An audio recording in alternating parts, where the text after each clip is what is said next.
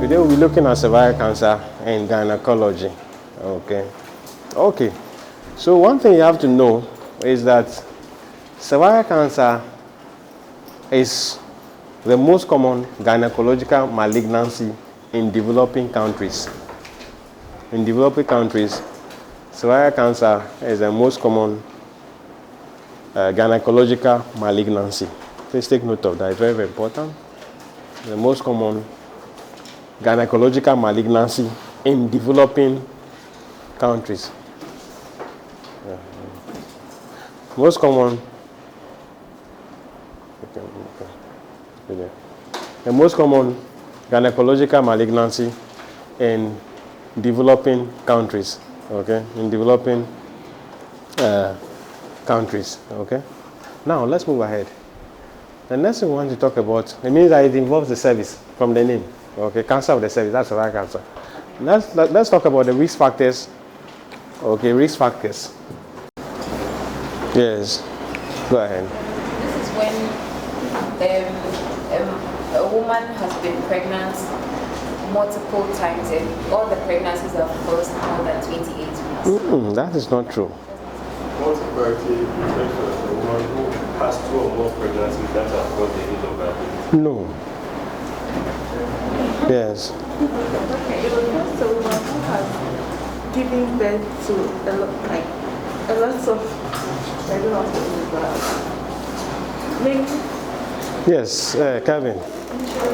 Please silence so that we can hear. Yes, go ahead. A woman who has given birth to 2 or more, 2 to 4, who has had 2 to 4 pregnancies that has caused the No.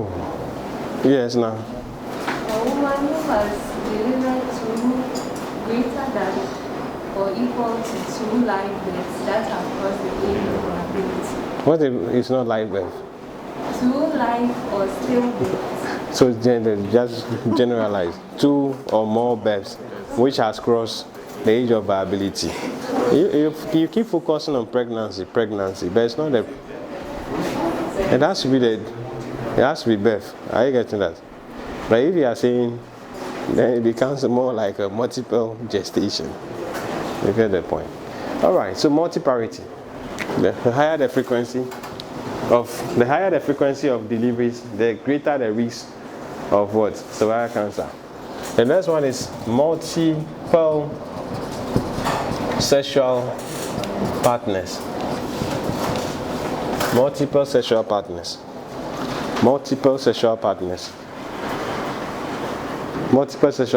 You should know that man is what? The primary reservoir for human papilloma virus. So if you have a contingent of sexual partners, you are like a multi-frequented channel. You can tune to a lot of FMs. Then you should know that you are at high risk of what? Cervical cancer. Yes. What if the woman doesn't have multiple sexual partners, but the man she's with has multiple? Yeah, we'll get there. Don't worry. It's like yeah, in a hurry. Don't worry. I mean the Ministry of Women and Children Affairs has just sprung to life all day long. Don't worry, we'll get there where you have your day. Okay. The next one, infections. Infections such as human papilloma virus, herpes simplex virus, and HIV. Infections such as what? HPV, HSV, herpes simplex virus. I mean, infections such as human papilloma virus, herpes simplex virus, HIV, which stands for human immunodeficiency what? Human immunodeficiency what? Virus. Okay. The next thing, think of what? Promiscuous male partner. Are you happy now? Yes. Promiscuous.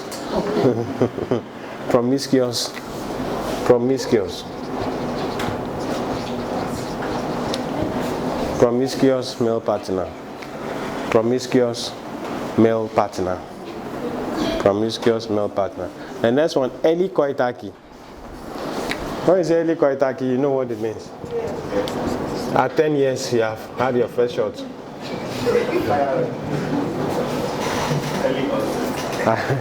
At 9 to 11 years, your hormonal flare was uncontrollable. Has become more like a refractory severe hypertension, indicating a need for immediate delivery in a severe preeclampsia.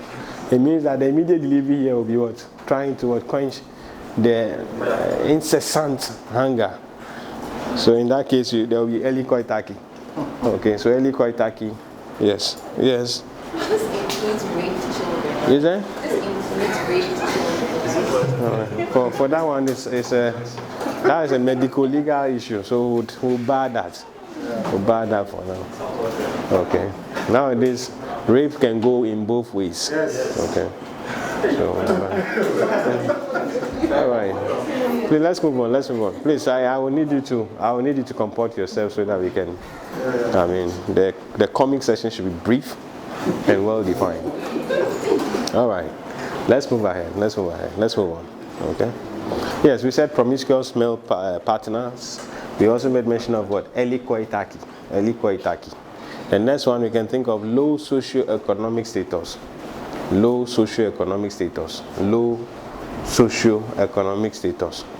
Low socioeconomic status. Low socioeconomic status. Another thing we can think of is prolonged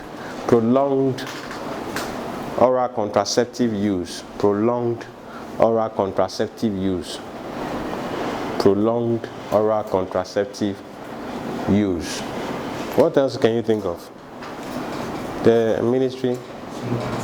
Yes, smoking. If you smoke, yes, it predisposes you to that. Another one you can think of? Genetic predisposition.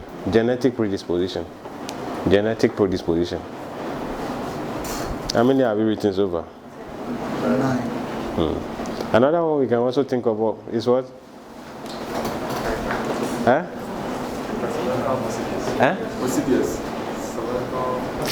Cervical lesions. When you say cervical lesions, they're more like infections and all that. Those are more like premalignant states. Yes, what else can you think of? Yes.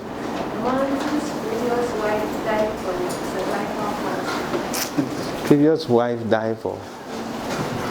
Previous wife, a man whose previous wife died from cervical cancer. What if the cause is that one is equivocal? It can be debated. Okay. Yes, what else can you think of? Family history. Yeah, genetic predisposition. Can you talk about immunosuppression? Immunosuppression, yes, immunosuppression. That would give credence to what the infections that we are talking about. Immunosuppression. All right, let's move on. Yes. So in a clinical scenario, when they say that maybe the woman's husband has died like 10 years ago. Yes. So what that means, if they say it means that it creates a room for what? Satisfaction of sexual urge. I didn't understand. And also, another thing that you can think of is that the man may be a reservoir where, it was transmitted before. Yes, and you should know, cervical cancer can take about 10 years for you to see from the point of entry of the HPV to the manifestation. It can take about 10 years for it to manifest. Are you getting that? So those are the two scenarios that you can be looking at. In a case where there needs to be satisfaction, and in a case where the inducing agent has been given already before the passage of the inductor. Okay. All right. That's it. Now, the next thing we want to talk about here, you should know that before you get to a cancer, you should progress through a pre-malignant stage. Are you getting that? Okay. Now let's talk about that. You should know that the premalignant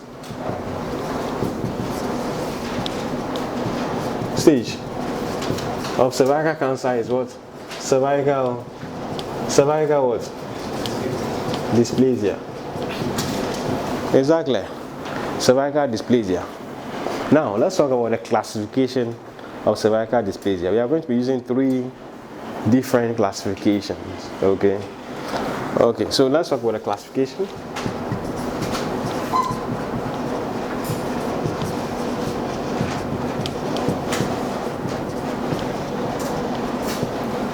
So for the classification, we are going to use 3 different ones. Okay. The first one, we'll talk about the traditional one.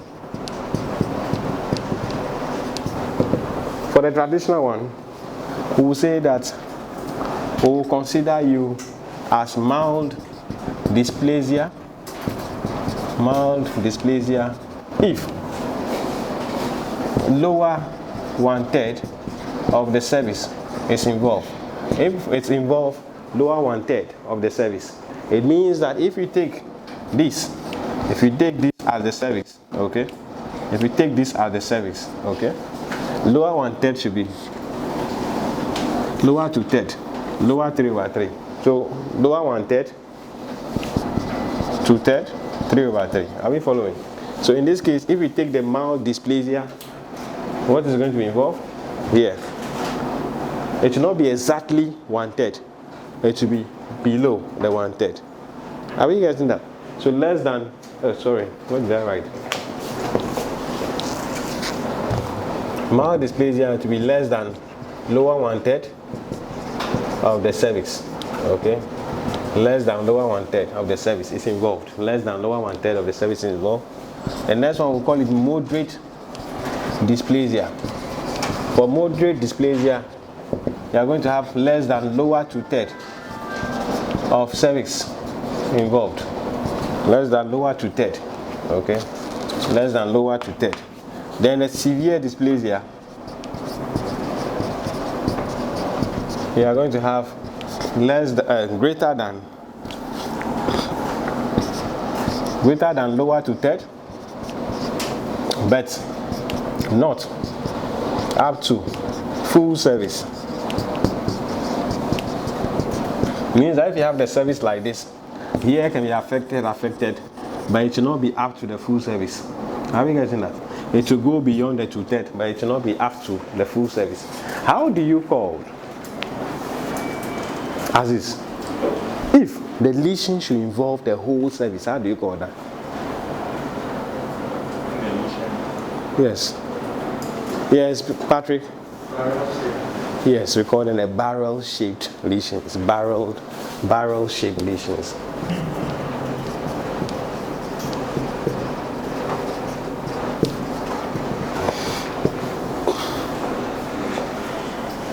If it involves the whole cervix, if the lesions involve the whole cervix, we call it barrel-shaped lesions. Is that clear? So in that case, we are saying that severe cervical dysplasia should not involve the whole cervix. It should be greater than 2/3, lower 2/3, but it should not be up to what? Full cervix. If the whole cervix is involved, then we'll call it barrel-shaped what? Lesions. Is that clear? Okay.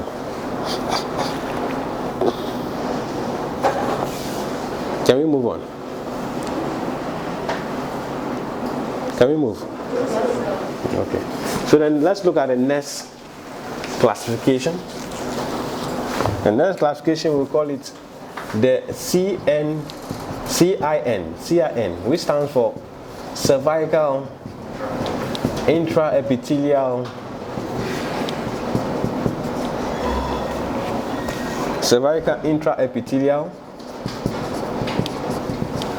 neoplasia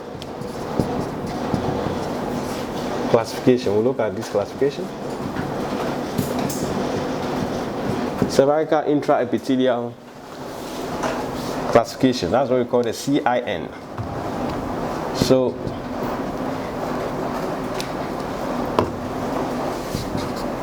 in that,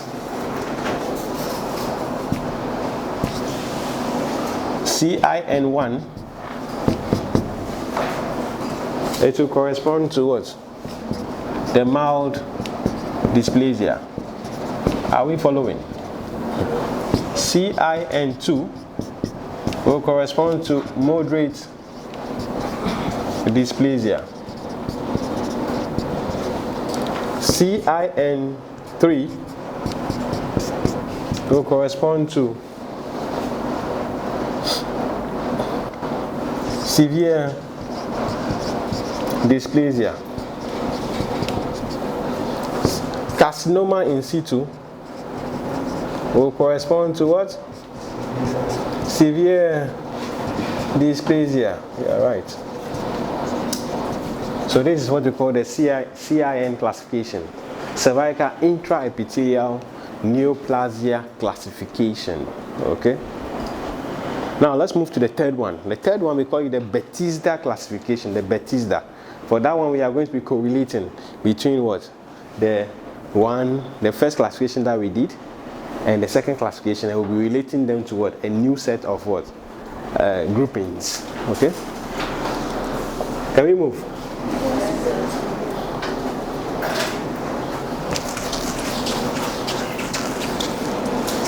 So the third classification of cervical dysplasia, we call it the Bethesda. Bethesda classification. Okay? Bethesda classification. For the Bethesda classification, we are going to be relating. We have what we call the ASCUS. ASCUS. That's more like an acronym. When you say ASCUS, it stands for atypical squamous cells of undetermined significance. Undetermined significance. That's the ASCUS. And LG cell. LG cell stands for low grade squamous intraepithelial lesions.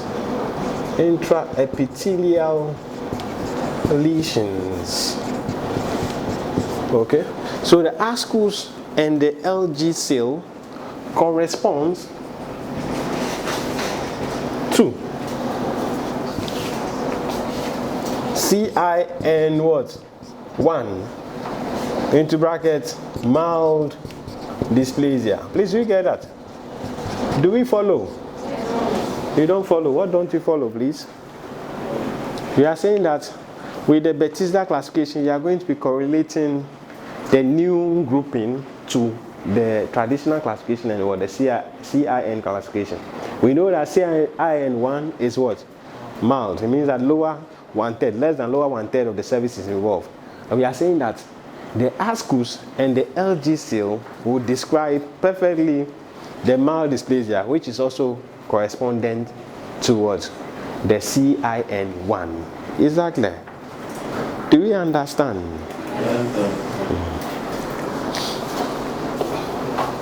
Then the next one will be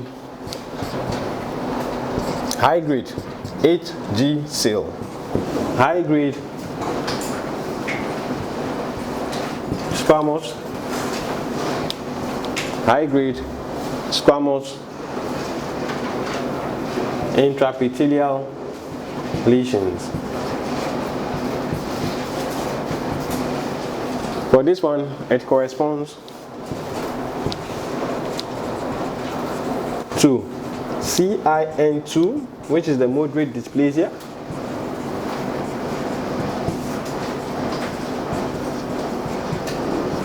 and CIN3. In that case, we are looking at what?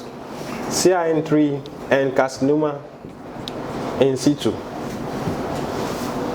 They correspond to CIN2, which is the moderate dysplasia, CIN3 and carcinoma in situ, which corresponds to the severe dysplasia.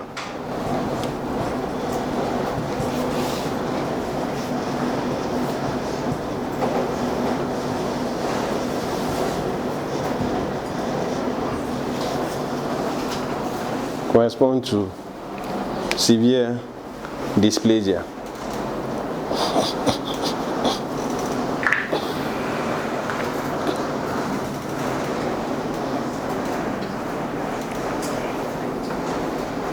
Is that clear? Is that clear to you? Okay. Now the next thing we want to talk about is the HPV, the human papilloma virus. Let's talk about that. Then after that, we'll look at the histological types of cervical cancer, the pathological types of cervical cancer.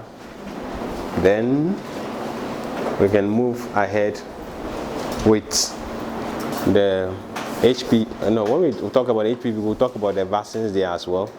We'll look at the serotypes and all that. After that, we'll look at the histological and pathological types of cervical cancer.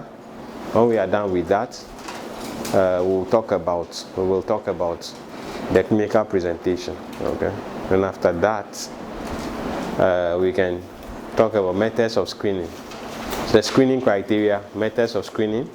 Then we'll look at the investigations. Then we can do the staging using the FIGO staging. Then talk about complications. Then we'll look at the treatment modalities, and that will be it. And we'll call it a very successful day. Yes, we'll talk about that when we get to the pathology. Okay.